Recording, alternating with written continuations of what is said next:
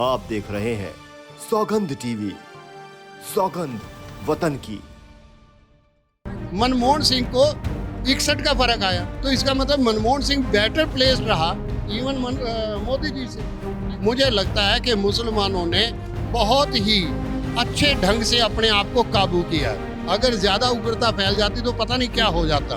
हम सब लोग और बल्कि मुस्लिम समाज की तरफ से भी जो मेरे पास सूचनाएं हैं उन्होंने भी कहा है कि कोई, बल्कि उन्होंने अनाउंस किया है कि किसी भी मुसलमान को, किसी नौजवान को उग्र नहीं होना चाहिए। जैसे जगह जगह पे अभी आगजनी हो रही है, दंगे हो रहे हैं, उससे क्या लगता है कि ये कहीं ना कहीं 2000 के जो 24 के चुनाव आ रहे हैं उनको लेकर कुछ है, या फिर ये सिर्फ आपसी लड़ाई है जनता की? हमारा ये कहना है कि अगर मैं मान लूं कि उसके लिए ना हो तो फिर किसके लिए है।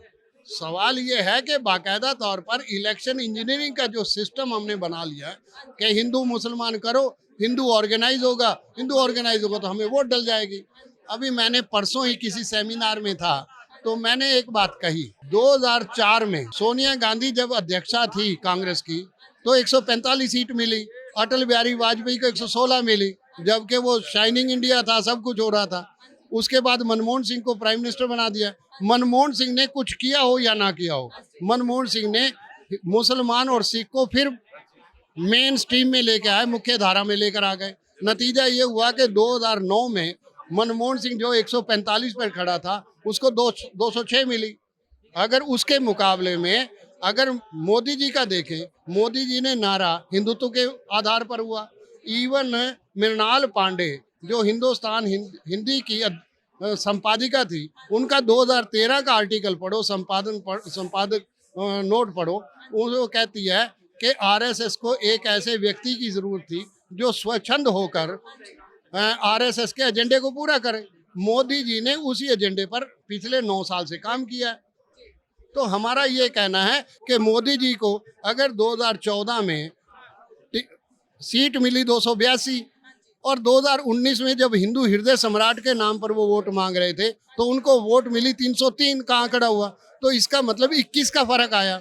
मनमोहन सिंह को 61 का फर्क आया, तो इसका मतलब मनमोहन सिंह बेटर प्लेस्ड रहा इवन मोदी जी से। तो क्या लगता है सर, जो ये बयान निकल के सामने आ रहे हैं बीजेपी और आरएसएस सत्ता के लिए किसी भी हद तक जा सकते हैं, तो क्या ये सही है? देखो, ये मेरा मैं किसी के बारे में ये नहीं कहना चाहता, मैं पार्टी राजनीति के तौर पर मैं किसी बात को नहीं करना चाहता, पर ये आरएसएस को सोचना चाहिए कि वो देश को क्या बनाना चाहती है।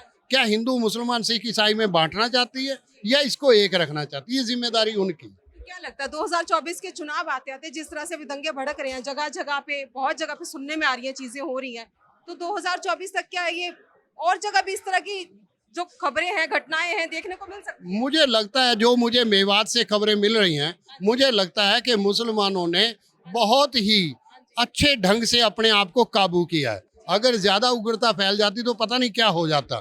तो मेरा ये कहना है कि अब हिंदू मुसलमान पर लोग झगड़ा करने के लिए, उग्रता तो सर अभी भी कम नहीं है, बहुत गाड़ियां जला दी गई हैं, बहुत के सर भी फोड़े गए हैं, बहुत दिक्कतें वो तो हुई हैं वहाँ पे। वो तो धारा 144 भी लगी हुई है। देखो, ये बात यह है कि जो हमारे सामने खबरें आ रही हैं, जब तक उसकी संतप्ति सरकार के तौर पर, आंकड़े के तौर पर ना हो जाए, और जो दिखाया जा रहा है, हो सकता है कई बार बढ़ चढ़कर भी दिखाया जाता है।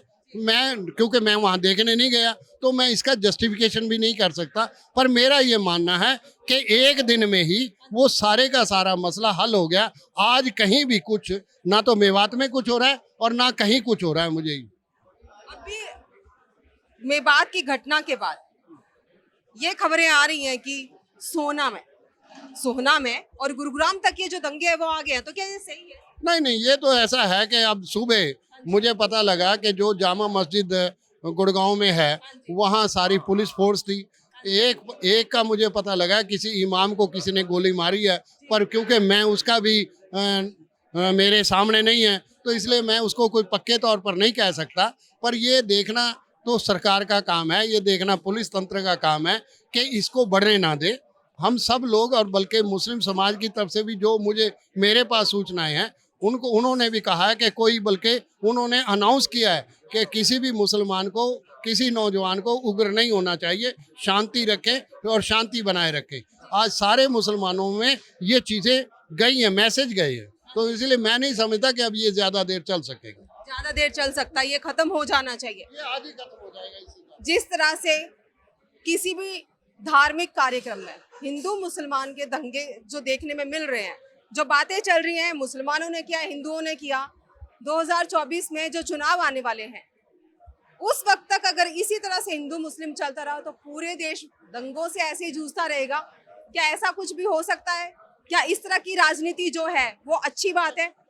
आप बताइए इस बारे में कि क्या ठीक है, क्या गलत है। ऐसी और खबरों के लिए जुड़े रहिए हमारे साथ। जी सर, मैं आपसे लास्ट में कर दूं कि अब आरएसएस को भी पता लग गया है और इस कारण करके अब सरकार को भी ये समझ में आ गई है कि अब हिंदू मुसलमान वाला बंटवारा जो है वो ज्यादा देर काम नहीं करेगा। इसलिए 2024 का अगर चुनाव इस सोच में लड़ा जाएगा कि हिंदू ऑर्गेनाइज होगा, मुझे नहीं लगता।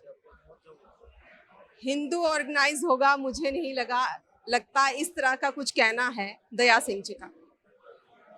इतना जागरूक हमारे देश का जो नागरिक है वो हो चुका है कि हिंदू मुसलमान के नाम पे दंगे शायद ही करे। बाकी तो क्या निकल के आता है ये देखने वाली बात है। ऐसी और खबरों के लिए जुड़े रहिए हमारे साथ, देखते रहिए सौगंध टीवी। कैमरामैन अंकित के साथ राधिका शर्मा, धन्यवाद। आप देख रहे हैं सौगंध टीवी, सौगंध वतन की।